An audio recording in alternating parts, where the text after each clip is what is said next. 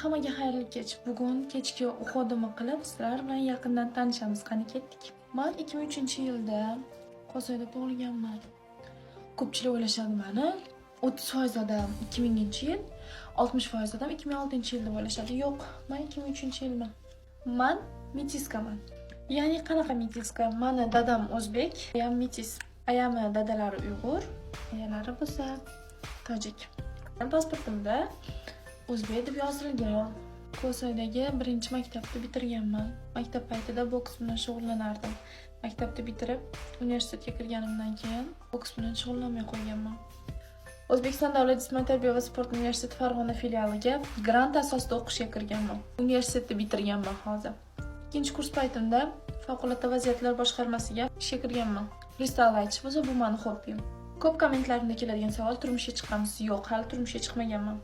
Atrofdagilarga bu umuman meni qiziqtirmaydi. Odatda orzu emas, maqsad qilishga o'rganganman va maqsadim sari olg'a qadam tashlayman. Sizlarga faqatgina bitta narsani ishonib ayta olaman. Oldinglarga maqsad qo'yinglar, orzu emas. Va maqsadinglar sari olg'a qadam qo'yinglar. Odamlar gapiga hech qachon quloq solmanglar. Ular avval ham gapirishgan, hozir ham gapirishyapti, keyin ham gapirishadi. Shunaqa.